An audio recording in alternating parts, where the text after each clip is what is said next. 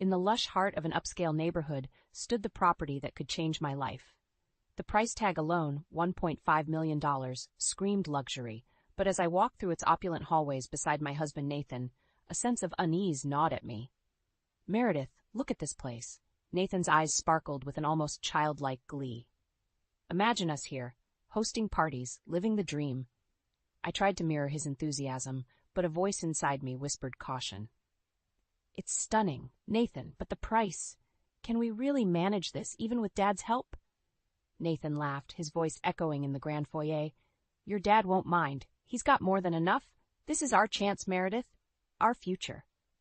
His words felt like a mask slipping, revealing a glimmer of greed I hadn't seen before. We continued the tour in silence until we reached the garden. The real estate agent, a sharply dressed man named Mr. Collins, excused himself to take a call. "Go on out, Nathan. I'll catch up," I said, needing a moment alone. Nathan nodded and stepped outside. That's when Mr. Collins returned, his face unusually somber. "Mrs. Thompson, I need a word, in private," his tone urgent. Puzzled, I followed him into a small study. He closed the door with a definitive click and turned to face me. "Mrs. Thompson, what I'm about to say must stay between us. Your husband, Nathan, he's involved in something illegal." My heart skipped a beat. "What? That's impossible. Nathan's a good man." Mr. Collins sighed, his eyes holding a gravity I hadn't noticed before. "I have friends in law enforcement. They've been tracking a drug ring and Nathan's name came up. I can't divulge more, but you should know." I felt my world tilt. Nathan involved in drugs? It couldn't be. Yet, hadn't I sensed something off? "You need to leave him, Mrs. Thompson, for your safety," Mr. Collins added. A bitter laugh escaped me. "You expect me to end my marriage based on this?" Mr. Collins's gaze was steady. "I understand this is hard to accept. Just be careful. Consider what I've said." I left the room in a daze, the lavish walls of the house now feeling like a gilded cage. Outside, Nathan was admiring the garden, oblivious to the storm raging in my mind. "Everything okay, honey?" he asked, wrapping an arm around my waist. "Yeah, just a bit overwhelmed by all this," I lied, forcing a smile. As we drove home, Nathan chattered about the house, our future, his dreams, but my thoughts were a whirlwind of doubt and fear. Was the man I married not who I thought he was? The words of Mr. Collins echoed in my mind, a sinister undercurrent to Nathan's enthusiastic plans. That night, as Nathan slept beside me, his face peaceful in the moonlight, I made a decision. I needed the truth. And if Nathan was the man Mr. Collins claimed he was, then I would make him pay. For my heart, for my trust, for everything. Revenge, a word I never thought would belong to me, settled in my heart. Nathan had chosen his path.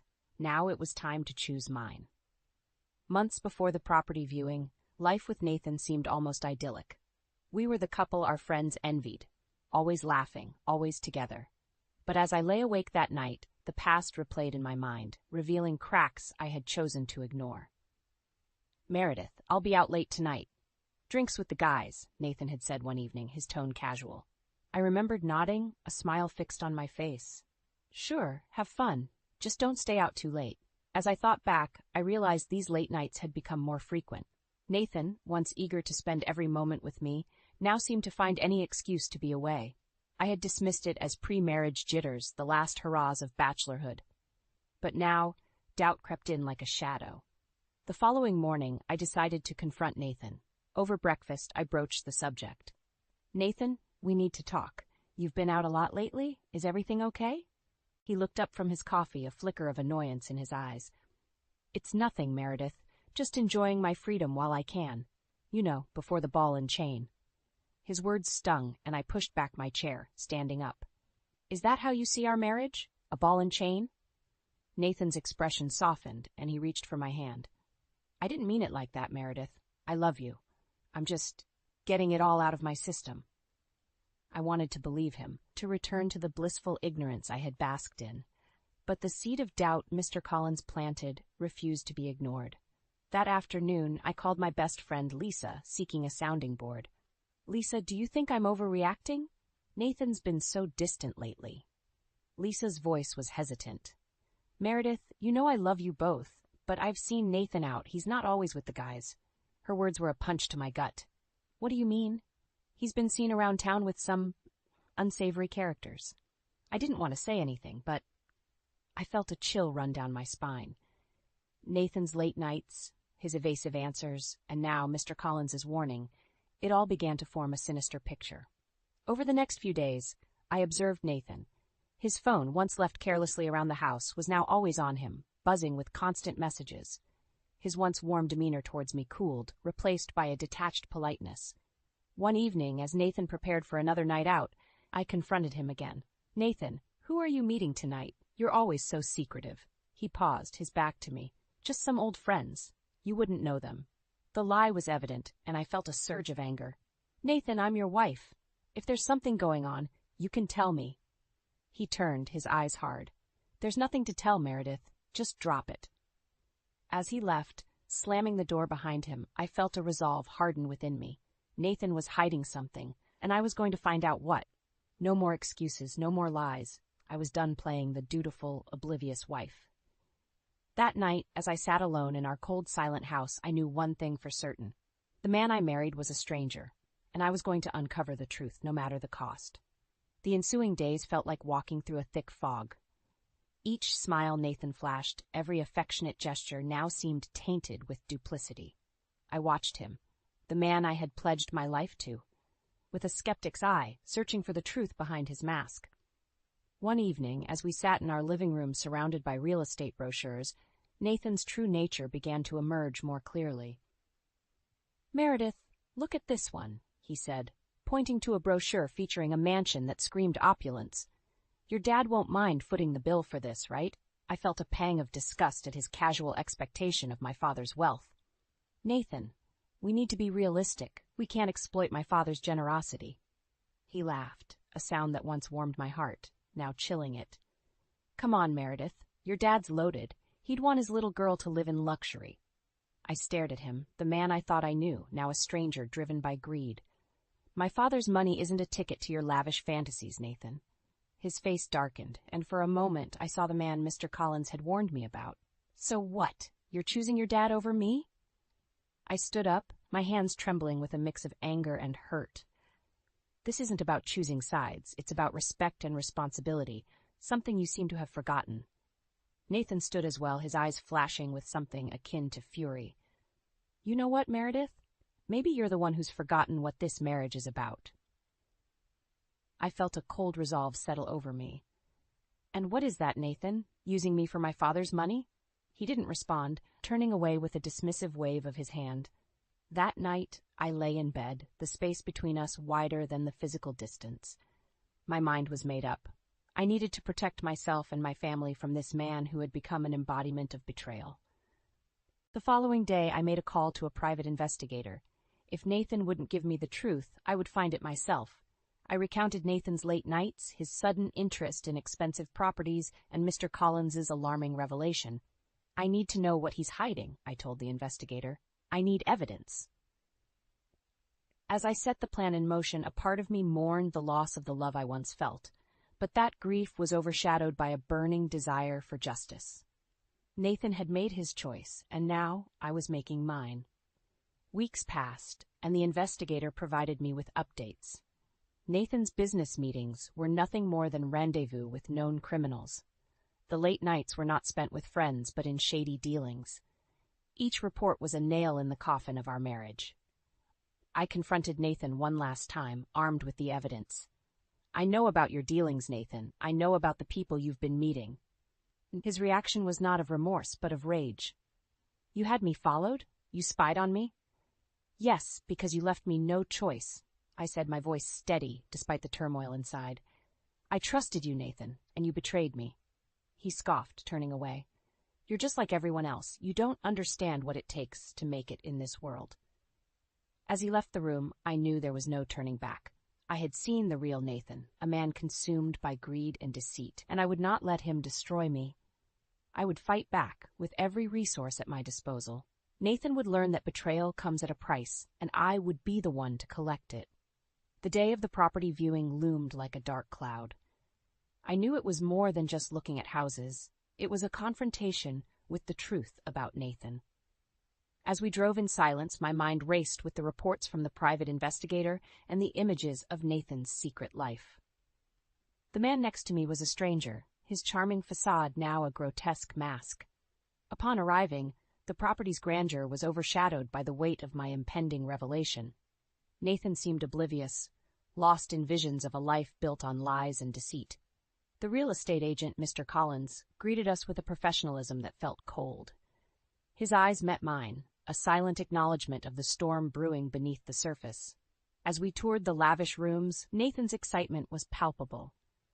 "Imagine the parties we could have here, Meredith. This is the life we deserve." His words echoed hollowly in my ears. "Deserve? Based on what, Nathan? Your lies? Your illegal activities?" He stopped, a flicker of panic crossing his face. "What are you talking about?" "I know everything, Nathan. The late nights, the criminals, the drugs. You've been living a double life."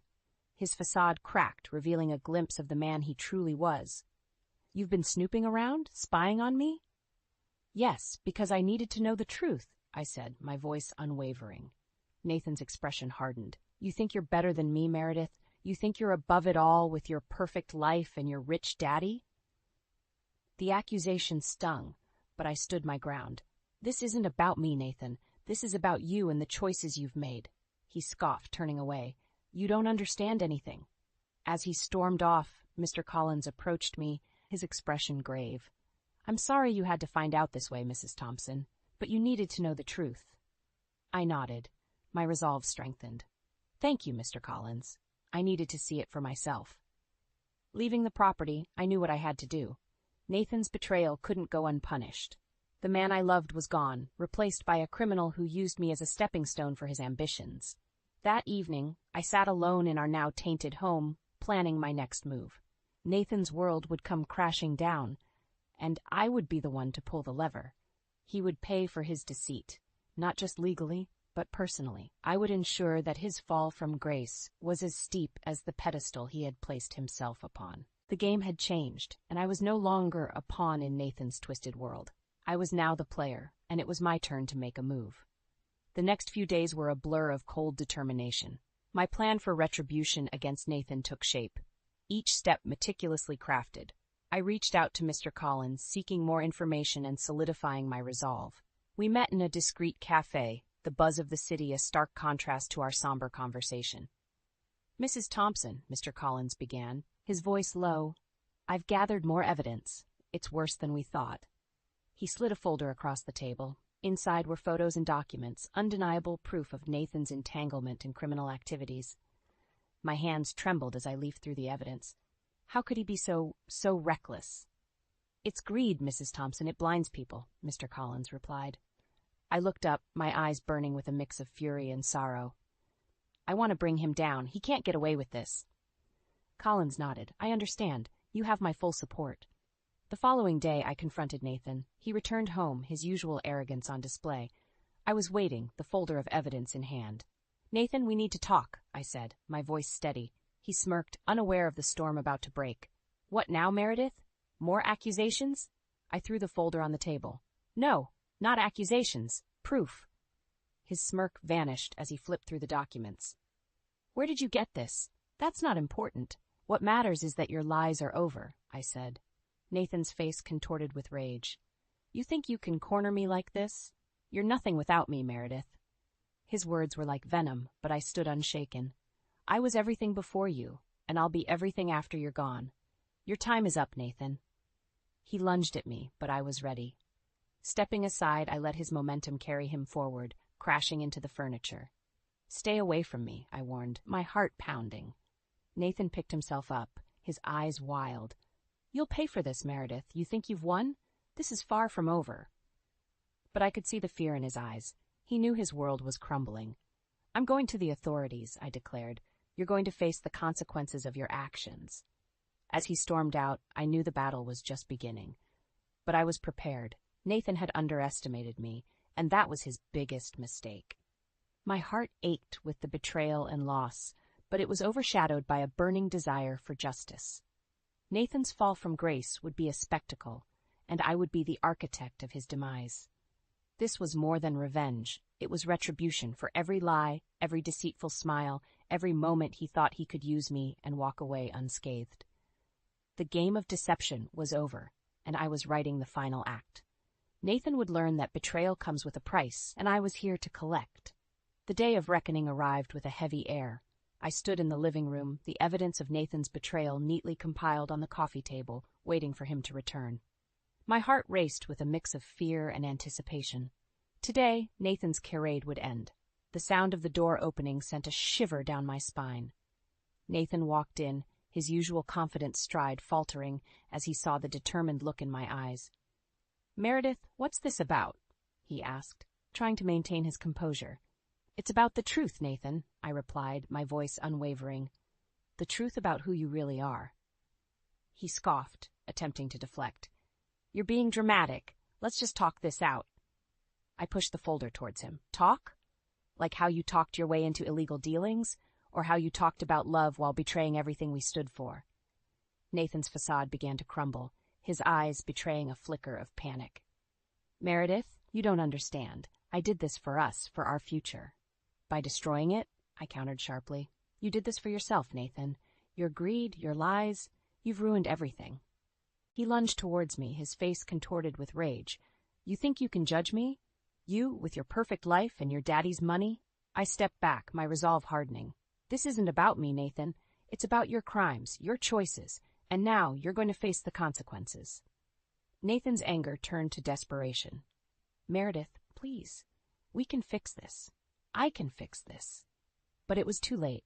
"There's nothing left to fix, Nathan. You made your choices, and now you have to live with them." With a trembling hand, I dialed the number I had prepared. Within minutes, the sound of sirens filled the air, and police officers arrived at our door. Nathan's face drained of color as he realized the gravity of the situation. "You called the police?" "Yes, Nathan. It's over," I said, a mix of relief and sorrow washing over me. As the officers handcuffed him, Nathan turned to me, his eyes filled with a toxic combination of anger and disbelief. "You'll regret this, Meredith.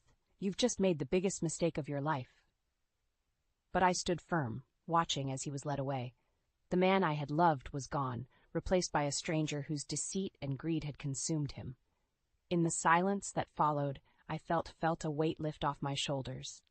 I had done what was necessary, not just for me, but for the justice that Nathan had so callously disregarded.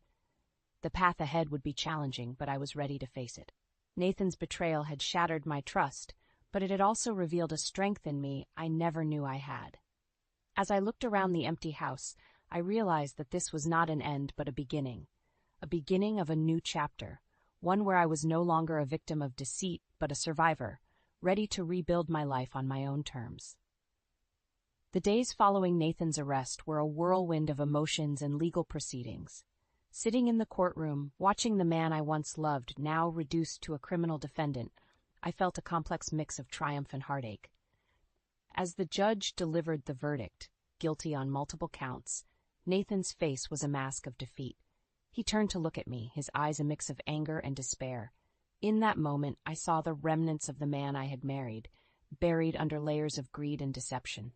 Outside the courtroom, the press swarmed, eager for a statement. I faced them, my voice steady. "Justice has been served today. It's a sad day when someone you trusted betrays not just you, but the law." The following weeks were a time of reflection. I realized that my marriage to Nathan had been built on a foundation of lies. But I also recognized the strength and resilience I had found within myself. I decided to start anew, leaving behind the tainted memories of our shared home. Selling the property, I moved into a smaller, cozier place, one that represented my new beginning. One day, while settling into my new life, I received a call. It was Nathan's parents. They wanted to meet, to apologize for their son's actions. We met at a quiet cafe, and the remorse in their eyes was genuine. "Meredith, we're so sorry for what Nathan did to you," his mother said, her voice quivering. I nodded, acknowledging their pain. "Thank you, but Nathan's choices were his own. You don't need to bear his guilt." His father, a stoic man, handed me an envelope. "We know it can't undo the harm, but please accept this as a token of our apology." I opened the envelope to find a substantial check. I hesitated, then pushed it back. "I appreciate the gesture, but I cannot accept this. Nathan's actions are not your responsibility." Their gratitude was evident, and we parted ways with a mutual understanding and respect. Months passed, and life settled into a new rhythm. The experience with Nathan had changed me, but it had also opened my eyes to my own strength and the importance of trust and integrity. One day, I received news that Nathan had been released on parole.